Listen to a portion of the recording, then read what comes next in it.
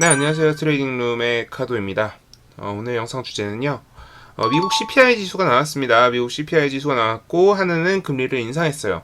그래서 제가 지금 네이버 저희 카페에 칼럼을 게재하고 있는데 칼럼에서도 언급했던 것처럼 금리를 인상했지만 오히려 시장은 호재로 받아들였거든요. 그래서 CPI 결과에 대해서도 시장이 어떻게 받아들이고 있는지에 대해서 얘기를 하려고 해요. 아시다시피 제가 라이브를 보던 와중에 CPI 지수가 발표가 되었고 CPI 지수에 대한 해설은 별도로 제가 드리진 않았지만 숫자와 그리고 시장 예상치 이런 것들에 대한 이야기 정도는 했었습니다. 그래서 좀 간단하게 얘기를 해보려고 해요. 무슨 얘기를 할 거냐? CPI 지수에 대한 미국의 입장 을 좀 얘기하려고 합니다. 지금 샌프란 여는 총재나 그리고 클리블랜드 여는 총재가 갈라지고 있습니다. 샌프란 여는 총재는 1포인트 인상이 가능하다. 그리고 메스터 클리블랜드 여는 총재는 75bp 그러니까 0.75% 이상의 인상이 필요하다 정도로 얘기를 하고 있는데, 그러니까 1% 이상의 인상이 가능하다라는 얘기와 75bp 이상의 인상이 필요하다, 그러니까 결국 같은 얘기긴 하거든요. 근데 약간의 뉘앙스가 달라요. 근데 우리가 시장에서 이 약간의 뉘앙스 차이가 주는 차이? 그게 되게 중요하거든요. 그래서 그 뉘앙스로 봤을 때는 시장 흐름상 우리는 반등이 나올 가능성이 높다라고 생각을 하고요. 그래서 제가 라이브 때도 말씀드렸었지만 과하게 뺐다. 그래서 이게 반등이 나올 가능성이 높다 정도로 제가 설명을 드렸었어요. 그리고 한 가지 더 말씀을 드리면 바이든 같은 경우에는 계속 이야기를 하려고 하는 게 아마 경제지표에 대한 불신 그리고 넘어서서 과잉 대응에 대한 이야기를 지속적으로 해오고 있거든요. 이번 CPI에서도 분명히 비슷한 뉘앙스의 이야기를 할 가능성이 높아요. 제 생각에는 이번 CPI가 오버에스티메이트 된 건 맞습니다. 왜 그러냐? 과거 데이터라는 거죠. 그러니까 유가라던가 이런 것들이 반영이 되지 않은 과거 데이터를 이용한 지표 분석이다. 그래서 이거는 오버에스티메이트 됐다라고 볼 여지가 굉장히 농후하다 정도로 제가 여러분들한테 좀 설명을 해볼 수 있을 것 같아요.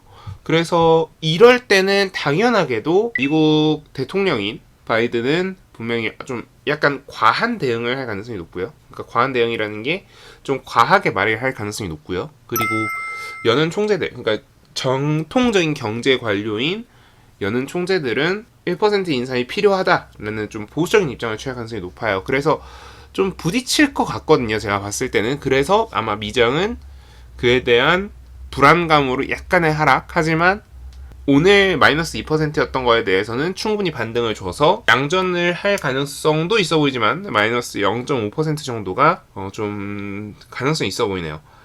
그리고 굉장히 질문 많았던 내용인데 카나리아 바이오에 대한 얘기가 많아요.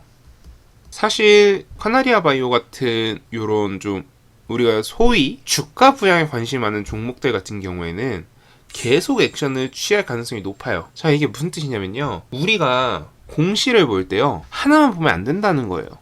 자, 공시를 한번 생각을 해볼게요. 자, 주가를 띄우거나 내릴 수 있어요.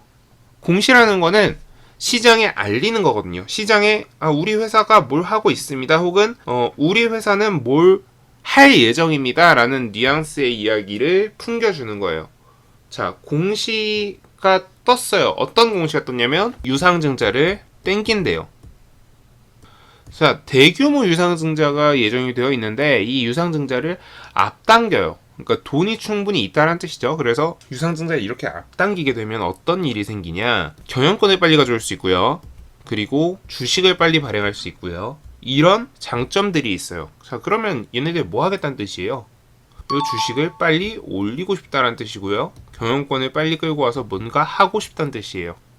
자, 그래서 이런 경우에 어떤 액션을 취할 가능성이 굉장히 높은데 그 액션이 무상증자라는 형태로 나타난 것 뿐입니다. 자, 그리고 추가적으로 P&K 같은 경우에도, 피부임상센터 같은 경우에도 마찬가지예요. 왜냐면 걔네들도 자사주를 매각을 하면서 재원을 마련했거든요. 걔네들도 뭔가를 하겠다는 뜻이죠. 그래서 여러분들이 조금만 생각하면 이런 것들을 쉽게 예상할 수 있다. 어떤 액션이 나올지 충분히 예상할 수 있다 라는 점에서 제가 여러분들한테 이런 것들을 좀 설명을 드리고 싶었어요. 자, 그리고 지금 조금 전에 들어온 이야기인데요. 캐나다 같은 경우에는 75bp가 아니라 100bp를 인상을 했네요. 전 세계 최초로. 지금 이번 그 코로나 시국 이후 조정 국면에서 100bp를 상승을 시켰습니다. 그러면서 지금 현재 시장 흐름으로 봤을 때는 CPI가 발표된 이후로 알고리즘 매매는 매도 쪽에 가깝고요. 그리고 사람 손으로 하는 이거는 매수 쪽에 가까운 것 같아요.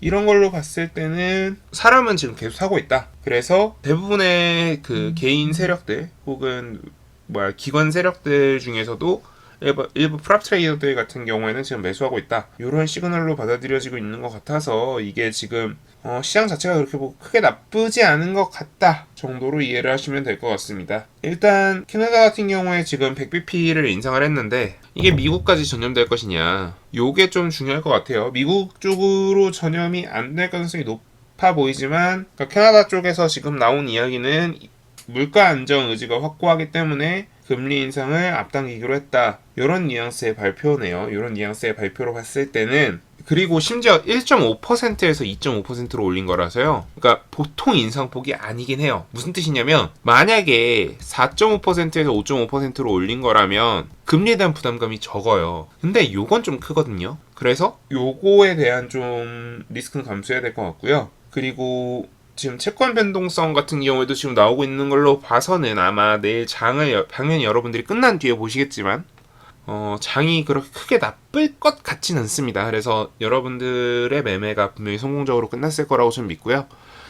그리고 이제 PPI가 발표가 될 거예요. PPI가 발표가 되고 PPI 지수에 대한 좀 해설들이 이제 또 달라붙으면서 금요일장을 리딩을 할 텐데, PPI 지수는 굉장히 낮게 나오지 않는다면 금요일장이 좋을 가능성은 거의 없습니다. 금요일장이라는 그 기본적인 태생적 한계도 있고요. 그리고 PPI 지수가 충분히 낮지 않다면은 오히려 시장을 깨먹을 가능성이 높아요. 그래서 여러분들은 좀 금요일장은 보수적으로 접근하시는 게 좋아 보입니다. 그래서